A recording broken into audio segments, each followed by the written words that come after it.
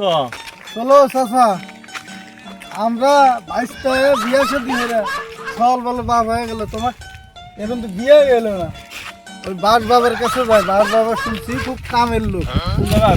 তোমার বিয়ে মনে হয় টাইম দিয়ে রাখছি, বুঝছো? ওর কাছে নিয়ে যায়, দেখি তোমার বিয়ের ব্যবস্থা এবার আমি করেই থাকবো।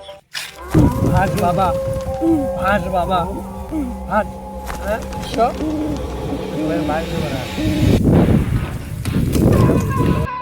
হ্যাঁ ভাই বাবা, ভাই বাবা, কি শিষ্য আজকে কি কোনো মক্কেল টক্কেল ভাব নাই?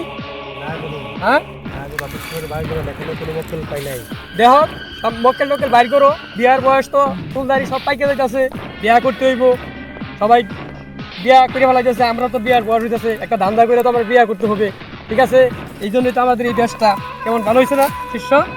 দেহ মক্কেল, দেহ মক্কেল, দেহ মক্কেল, দেহ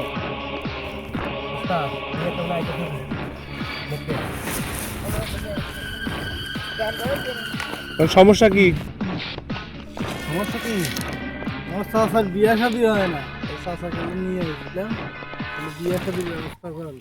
আসেন আসেন, বাসবাবু খুব কামিলদার, বাসবাবু খুব কামিলদার, এই ব্যাপারে অনেক উস্তাদ দিয়ে আসেনি।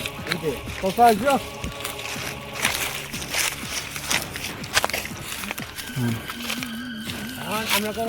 আমার বাস প্রতিটা ঘরে ঘরে যা, হাস বাবা, হাস বাবা। বাবা, হ্যাঁ আমার চাচার দেখেন বিয়ে শাদী হয় না, একটু বিয়ে শাদীর ব্যবস্থা করে দেন। মাথা এদিকে রাখ বাচ্চু, দাও। এই তোর সমস্যা কি হয়েছে? তোর কি সমস্যা? তুই আমার এই বাস বাবার লাগে কত সব সমস্যা আমি সমাধান করে দিব। তুই বাস বাবার কাছে আইসোস, তোর কোনো সমস্যা থাকবে না। তুই সব সমস্যা এই বাস বাবার লাগে খুইলা ক, তোর কোনো সমস্যা নাই। রে বাচ্চু, আমার ভাত এই প্রতিটি ঘরে ঘরে আছে, বুঝছো? আল বিষ কাল বিষ, আল বিষ কাল বিষ, বান্দরের গু মাথায় দিস। এখন 1000 টাকা নর্দনা দিয়া আল বিষ কাল বিষ, বান্দরের গু মাথায় দিস।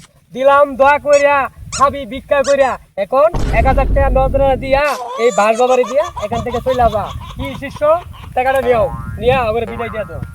যাও আবার বললেন টাকা। এই যে টাকা নেন। চাচা, বলছিলাম না বাস বাবার কাছে আসলে সমস্যার সমাধান হয়।